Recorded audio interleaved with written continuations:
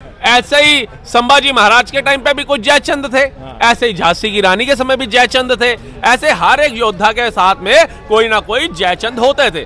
तो मुसलमान तो बाबर की औलाद हैं और तुम गद्दार राणा सांगा की औलाद हो। सिर्फ देश इनके हिसाब से नहीं चलेगा, उन्होंने तो पाकिस्तान भी ले लिया, बांग्लादेश भी ले लिया, देश की योजनाओं का लाभ भी ले लिया, देश में शरिया भी ले लिया, मुस्लिम पर्सनल लॉ भी ले लिया, पहले संसाधनों में पहला हक भी ले लिया, मदरसा भी ले लिया।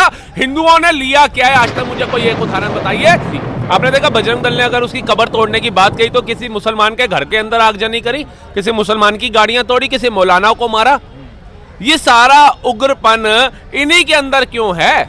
ये कलाम साहब क्यों नहीं बनना चाहते? मुझे तो समझ नहीं आती। कलाम साहब को आज बताने की किसी को आवश्यकता नहीं है। अब्दुल कलाम साहब कौन थे? आज हर किसी के दिलों में वो अपने आप जगह बना गए, लेकिन ये लोग कसाब बनने पे मजबूर है। ये नमस्कार दोस्तों, तो आज मैं फिर आया हूँ कनॉट प्लेस सीपी के अंदर और आज हमारे साथ जुड़ गए हैं राहुल जी। राहुल से बात करेंगे। राहुल, बाबर को लाया कौन? बाबर को इब्राहिम लोदी को हराने के लिए राणा सांगा लाया था। तो मुसलमान तो बाबर की औलाद हैं और तुम गद्दार राणा सांगा की औलाद हो। ये हिंदुस्तान में तय हो जाना चाहिए।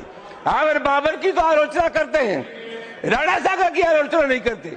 सभापति महोदय, इनको बस ये लगता है कि जिसके साथ मुस्लिम शब्द जुड़ गया ना, कि जो मुसलमान था चाहे वो क्रूर ही क्यों ना हो, लेकिन उसका समर्थन हम नहीं कर रहे हैं। आप एक बात बताइए, आप कहते हैं छावा मूवी एक स्क्रिप्ट लिखी हुई मूवी थी, औरंगजेब ऐसा नहीं था, तो चांदनी चौक के शीशगंज गुरुद्वारा साहिब को आप क्या कहेंगे? उसका इतिहास भी क्या वो था? बताइए। उस औरंगजेब ने ही सुनहरी मस्जिद पे आकर के लाल किले से उतर करके फतवा जारी किया था। कौन ऐसा अच्छा मुगल था जो एक गुरु साहिब की शहादत देता? अगर वो धर्म रूपांतर नहीं करते, कश्मीरी ब्राह्मण उनके पास जाते हैं, भैया ये औरंगजेब के अत्याचार से हमें बचाइए। और जब वो गुरु, जो एक गुरु का कर्तव्य होना चाहिए, उस कर्तव्य के तहत अगर वो अधर्म के खिलाफ आवाज उठाने आते तो उनको ऐसा किया जाता है, छोटे छोटे साहिबजादों को दीवारों में चुनवाने का काम किया जाता है। ये अधर्मी कहां से महान आपको लगता है? बताइए। आपने देखा बजरंग दल ने अगर उसकी कब्र तोड़ने की बात कही तो किसी मुसलमान के घर के अंदर आगजनी करी, किसी मुसलमान की गाड़ियां तोड़ी, किसी मौलाना को मारा। ये सारा उग्रपन इन्हीं के अंदर क्यों है? ये कलाम साहब क्यों नहीं बनना चाहते? मुझे तो समझ नहीं आती। कलाम साहब को आज बताने की किसी को आवश्यकता नहीं है। अब्दुल कलाम साहब कौन थे? आज हर किसी के दिलों में वो अपने आप जगह बना गए, लेकिन ये लोग कसाब बनने पे मजबूर है, ये अफजल गुरु बनने पे मजबूर है। उसके बाद कहते हैं कि भैया भारत में भाईचारा भी बने। जो वो उन बेचारे लोगों का क्या कसूर था? आपकी लड़ाई सरकार से थी, प्रशासन से थी। वो लोगों का घर फूंक दिया, चिन्हित करके स्वास्तिक का निशान देख करके उनकी गाड़ियां तोड़ दी गई, उनकी दुकानें जला दी गई। ये कहां पर लिखा है आप मुझे बताएंगे? उस घर के अंदर आपने पूछा था भैया तू सेकुलर हिंदू है या तू भी कट्टर हिंदू है? तू मुस्लिमों को अपना भाई मानता है या नहीं मानता है? चिन्हित करके जलाया, सबका जलाया ना। तो ये एक मैसेज है कि अगर सेकुलर बनोगे तो तुम्हारे घर फूंक दिए जाएंगे, जाति बाती पूछेंगे नहीं ये लोग। अगर नुकसान की बात कहें तो अभी यहाँ पे भी कश्मीरी गेट दिल्ली में छत्रपति शिवाजी का जो है महाराणा प्रताप का जो है उसको क्षति पहुंचाएगी, लेकिन हिंदू ने तो कहीं आगजनी और उस तरीके की बात, वो तो प्रोटेस्ट करने की बात। हिंदू ने अगर आगजनी आज तक कहीं करी है तो मेरे को एक उदाहरण तो दीजिए। आप एक चीज समझिए, डॉक्टर तो हमने अच्छा चुन लिया, लेकिन दवाओं में जान नहीं है। जब तक दवाई ठीक नहीं होगी, डॉक्टर की कोई उपलब्धि आप नहीं बता सकते। मोदी जी तो बहुत अच्छा चुन लिया हमने प्रधानमंत्री, वो तो देशों में विदेशों में डंका बजा रहे हैं। 20 कंट्रियां सर्वोच्च सम्मान दे रही हैं। भारत 5वीं अर्थव्यवस्था पे भी आ गया। वंदे भारत, नमो भारत दौड़ रही हैं। एक्सप्रेसवों के जाल बिछ गए, सड़कों के जाल बिछ गए, इतना मतलब वाहवाही हो रही है। लेकिन ये जो अराजकता फैलाने वाली दवाइयां हैं देश के अंदर, जब तक ये ठीक नहीं होंगी तब तक ये देश विकसित भारत 2047 क्या 2097 तक भी नहीं बन सकता है।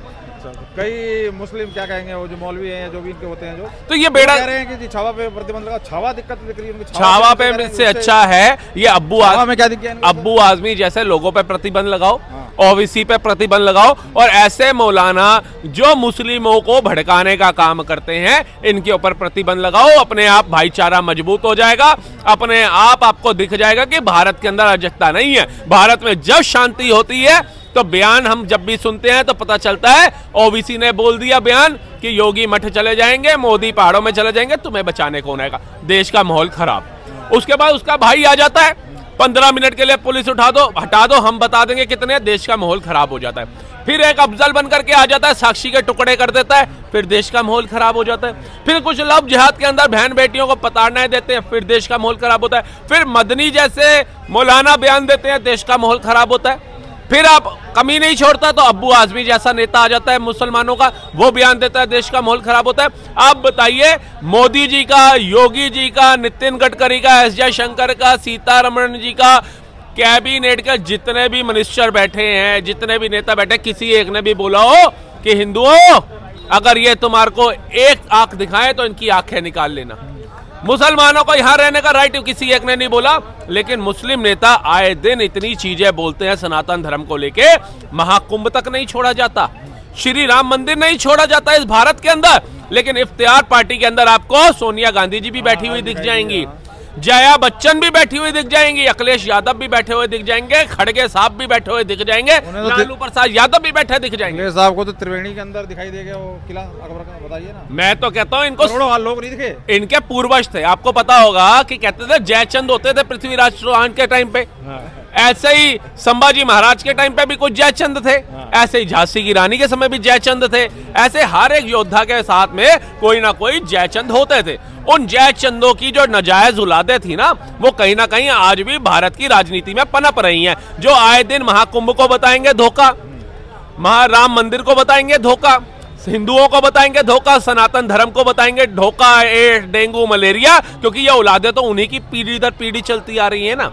तो ये सनातन धर्म का सम्मान कब करेंगे? सनातन धर्म का सम्मान कर सकते हैं आप जैसे लोग, हम जैसे लोग, और जो अपने माँ बाप से संस्कार लिए होंगे वो लोग। और भाई मैं अभी देखो घटना हुई दिल्ली के अंदर, ये सुंदर नगरी में है, एक लड़की जो कि वाल्मीकि की बताई जा रही है। मैं देख के आया, जिस तरह से ये दिख रहे हैं ना घरें, ये दीवारें दिख रही है, इस तरीके से कॉम्प्लेक्स बना हुआ है, और उसमें भाई साहब हिंदू मुस्लिम हिंदू ऐसे रह रहे हैं एकदम एक एक साथ, घर लग रहा है जैसे कमरे अलग अलग हैं, और मुस्लिम वहाँ पे भी मुझे लगा था ज़्यादा रह रहे हैं। मैं अभी हो गया हूँ, तो हिंदू विक्टिम है, उसकी लड़की कह रहे हैं 10-12 दिन से ही नौकरी पर लगी थी डिफेंस की जो है गवर्नमेंट की सेक्रेटरी, तो वो कोई है कोई लड़का जो मुस्लिम है, वो कैब वैब के साथ उसने जाना ना किया एक दो बार, या उसको उस दिन वो कैब में थी और उसको इस तरीके से मर्डर को अंजाम दे दिया। और जो लड़का रह रहा है बिल्कुल पास घर के, उसका नाम जावेद है, तो उस लड़के ने, कैब वाले ने उस जावेद का नाम लिया जो पास में बिल्कुल रह रहा है। वहाँ मैंने मुस्लिमों से बात की, हिंदू से बात की, नहीं यहाँ कोई हिंदू मुस्लिम नहीं है, हिंदू मुस्लिम, अरे विक्टिम हिंदू बन रहा है। फिर मैंने बोला कि भाई हिंदू मुस्लिम नहीं है तो तुम मुझे बताओ ये घटना कहीं मुस्लिम के साथ भी हुई है किसी के साथ जो तुम्हारे, तो कह रही कि नहीं किसी की ना, हिंदू हो रहा है। तो भाई साहब मर कर तो हिंदू रहा है, बर्बाद हिंदू रहा है, गाड़ियाँ घर आगों में, गाड़ियों में आग हिंदू की लग रही है, और समझा भी हम हिंदू को रहे हैं, तो भैया ये समझा किसको रहे हैं? भैया मैंने अभी आपको छोटी बात बोली थी, दवाइयाँ ठीक नहीं है, डॉक्टर के ठीक होने से कुछ नहीं होता है। डॉक्टर जितना मर्जी एजुकेटेड हो, क्वालिफाई हो, लेकिन जब तक दवा में दम नहीं होगा डॉक्टर कुछ नहीं कर पाएगा। ये जो जिहादीपन की मानसिकता है, इसके लिए हमारे भारत को चाहिए एक ठोस कानून। ये क्या सोचते हैं, मर्डर करो, सिर फाड़ दो, बलात्कार कर दो, कानून प्रतिक्रिया तो सालों साल चलती रहेगी, जमानत पे बाहर रहो, मजे लो। एक केस पे भी वही जमानत मिलनी है, दूसरे पे भी वही मिलनी है, 10वें पे भी वो मिलनी है, और जमानत दिलाने वाले इनके बंदे शारगिर्द बैठे हैं बड़े। जब तक जस्टिस इन 1 ईयर लो नहीं आता, मतलब 1 साल के अंदर जस्टिस मिलना चाहिए, जो कल्प्रिट है उसको सजा मिलनी चाहिए 1 साल के अंदर, समय कम नहीं होता। जब तक ये वाला लो मोदी सरकार पास नहीं करती, आप जो मर्जी कर लीजिए, आप हर जगह, जैसे नागपुर में कर्फ्यू लगा दिया, अब भारत के हर एक कोने में कर्फ्यू लगा दीजिए, ऐसी मानसिकता सुधरने वाली नहीं है। तो कह रहे हैं कि भैया ये तो मतलब आगे दंगे की तरफ बढ़ रहा है, जिस तरह से माहौल बना जा रहा है, बढ़ेगा। मोदी सरकार क्या कर रही होगा? हिंदू एकत्रित क्यों नहीं होता? मुसलमान तो एक मिनट में एकत्रित हो गया नागपुर के अंदर। कहां से आ गया 2000 मुसलमान रातों रात? 200 हिंदू नहीं इकट्ठा होता। अब बताइए, वक्फ बोर्ड के लिए जंतर मंतर पे आपने देखा था, लाखों मुसलमान आ गए, पता नहीं कहां से बसों में बैठ करके, लेकिन वक्फ बोर्ड में संशोधन हो रहा है, उसे होना चाहिए। मोदी सरकार के पक्ष में कितने हिंदू सड़कों पे आ गए थे? नहीं आया। आप जाइए बिहार के पटना के अंदर गोविंदपुर करके एक जगह है जहां 95% आबादी हिंदुओं की है, वहां पे वक्फ बोर्ड ने 1 महीने का अल्टीमेटम दे दिया खाली करने का। वो 95% आबादी कहां जाएगी आप बताइए? 534 मकान तो मोदी जी ने इनको बना करके दिए ना रामपुर में, हिंदू कहां जाएगा? तो ऐसे ही वक्फ बोर्ड दावे करता जाएगा। हिंदू कबूतर बन के बैठ जाएगा कि बिल्ली आ रही है, मुझे नहीं देखेगी, लेकिन बिल्ली उसको दबोचेगी, चाहे 2 की स्पीड से दबोचे, चाहे 10 की स्पीड से पहुंचे, लेकिन वो दबोचेगी। और दबोचवाने का काम हिंदू अपने आप को खुद कर रहा है। वो ये सोचता है मैंने मोदी को बिठा दिया, मोदी देखेगा, मोदी भी तब देखेगा जब तुम अपनी आवाज उठाने के लिए आओगे। वो इतनी तादाद में खड़े हो जाते हैं, वो सरकारी संस्था जलाते हुए नहीं सोचते, वो लोगों के घरों में आग लगाते हुए नहीं सोचते, वो गाड़ियां तोड़ते हुए नहीं सोचते, वो ट्रेनों की पटरियां उखाड़ते हुए नहीं सोचते, वो इस देश के अंदर फिलिस्तीन का नारा हो चाहे पाकिस्तान का नारा हो वो लगाते हुए नहीं सोचते। तो आपको सोचने की आवश्यकता है। सिर्फ मोदी को प्रधानमंत्री बना देने से आपका निवारण ये नहीं होगा। आप आवाज उठाओ, धरने लगाओ, लॉ एंड ऑर्डर को देखते हुए लगाओ, परमिशन लेकर के लगाओ कि देश के अंदर कानून ठोस हो। ये अंग्रेजों के जो घटिया कानून हमारे ऊपर थोप दिए गए, इनको निरस्त किया जाए। ये अंग्रेजों के जो काले कानून उन्होंने अपने लिए बनवाए थे, वो हमारे को जरूरत नहीं है। आज अगर किसी बहन का रेप होता है तो उसको सालों लग जाते हैं न्याय के लिए। क्यों? पहले उसके स्पर्म ढूंढो, फिर उसका जो प्रिकॉशन उसने यूज किया था निरोध ढूंढो, उसके बाद घटना स्थल में देखो, उसके बाद वो लड़की वहां क्यों गई, वो लड़का कैसे आया, उसने क्या किया। इसी सारे सबूतों को देखते देखते सालों 2 साल गुजर जाते हैं, लेकिन सजा नहीं मिलती है। इन्हीं चीजों को देख करके मानसिकता लोगों की ऐसी हो जाती है कि बलात्कार करो, 1 लाख रुपया दो और आपको जमानत मिल जाएगी, फिर दूसरी लड़की को ढूंढो, उसका जीवन खराब करो। आज भारत के अंदर जैसे अभी आपने देखा मेरठ के अंदर मुस्कान वाला कांड, जिसमें उसने अपने पति को मार करके सीमेंट के ड्रम में डाल दिया, और वो कहां घूम रही है, कसौली में जाकर के, उसके अंदर डर ही नहीं है। क्यों? क्योंकि वो मेंटली डिस्टर्ब नहीं है। उसकी मानसिकता यही है कि ज्यादा से ज्यादा क्या होगा, कोर्ट में एक अच्छा वकील करूंगी, जमानत मिल जाएगी। जब तक इनको सबूत मिलेंगे मेरी आधी जिंदगी खत्म हो चुकी होगी, मैं अपनी जिंदगी जी चुकी। तो कह रहे हैं कि भैया देख लो वहाँ कोई हिंदू मुस्लिम नहीं है तो नहीं बोल रहा कोई, और यहाँ सुंदर नगरी में हुआ है, इसमें बोल रहे हैं। मतलब ये कहने का मतलब ये कि हिंदू भी वहाँ पे हिंदू मुस्लिम करने से मना करता है, क्योंकि उसको डर है कि जो गया सो गया, आगे और दिक्कत हो जाएगी। आप एक बात बताइए, आप मोदी सरकार चुनते हैं, हम सरकारें चुनते हैं, हमारे लिए काम करेगी। आप बताइए 11 साल हो गए, मोदी सरकार को हमने पूरी छूट दी, तीसरी बार कार्यकाल दिया ना। उनका कर्तव्य बनता है अंग्रेजों के काले कानूनों को उखाड़ के फेंकने का।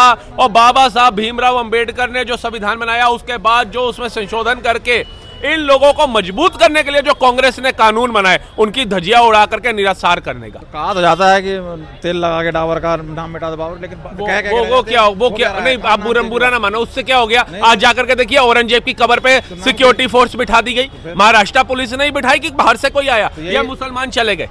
तो मतलब वो सेकुलर का नाम चेंज करके सबका साथ सबका विकास कर दिया गया क्या? बस आप कान यहाँ से पकड़ो या यहाँ से पकड़ो, मतलब समझिए घाटा हिंदुओं का ही होना है। वो एक शेर सुन रहा था कि सरकार किसी की भी हो, शासन तो हमारा ही होगा।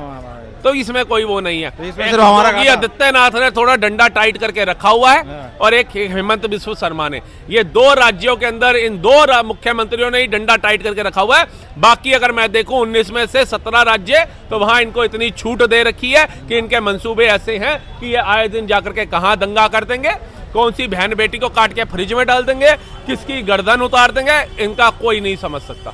तो ये कड़वा सत्य है जिसको जनता को जानना चाहिए और कहीं ना कहीं अपने हक के लिए आवाज उठानी चाहिए। जब सगा भाई आपकी प्रॉपर्टी में हिस्सा मांग लेता है ना अपनी उम्मीद से ज्यादा, आप कोर्ट पहुंच जाते हो, सगे भाई से रिश्ता खराब कर लेते हो, ये भी नहीं सोचता कि हम एक ही माँ का खून है। लेकिन जब आपके देश में एक लुटेरे आपका घर लूटने के लिए आते हैं तो आप असहज हो जाते हो, एक मोहल्ला छोड़ के दूसरे मोहल्ले जाने का सोच लेते हो और घर के बाहर बोर्ड लगाते हो ये घर बिकाऊ है, ये घर विप लाइन के लिए है, जैसा ब्रह्मपुरी में था। तो अपना घर छोड़ के भागने से अच्छा है अपने हक के लिए आवाज उठाओ, और इस सोई हुई सरकार इनकी आंखें खोलो कि सिर्फ देश इनके हिसाब से नहीं चलेगा। उन्होंने तो पाकिस्तान भी ले लिया, बांग्लादेश भी ले लिया, देश की योजनाओं का लाभ भी ले लिया, देश में शरिया भी ले लिया, मुस्लिम पर्सनल लॉ भी ले लिया, पहले संसाधनों में पहला हक भी ले लिया, मदरसा भी ले लिया।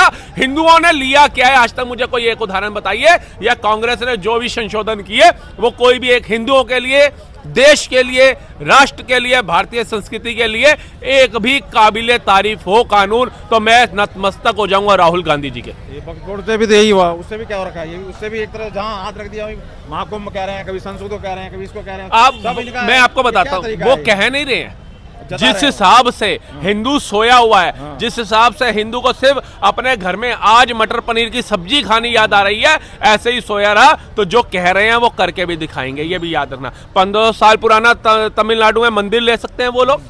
पटना के अंदर गोविंदगढ़ के अंदर वो पूरी गांव का गांव वो खाली करवा सकते हैं। पटियाला के अंदर वो गुरुद्वारे के ऊपर दावा डाल सकते हैं। सांसद भवन से लेकर के अंबानी के घर तक का दावा डाल सकते हैं। महाकुंभ में दावा डाल सकते हैं। तो आप सोच सकते हैं इनकी मानसिकता कहां है। ये एक आवाज में 2 लाख इकट्ठा हो जाएगा, 2 करोड़ इकट्ठा हो जाएगा। आप एक आवाज में 20 नहीं इकट्ठे हो सकते। बहुत बहुत धन्यवाद, बहुत बहुत धन्यवाद। तो आपने सुनी राहुल की सारी बातें, सिलसिलेवार हमने बात करने की कोशिश की, जिस तरीके का ऑब्जर्व हो रहा है, जिस तरीके की चीज़ें हो रही हैं वहाँ पे नागपुर में, और सिलसिलेवार ने जवाब दिया। आप कहाँ तक सहमत है जरूर कमेंट करके बताइए। बहुत बहुत धन्यवाद।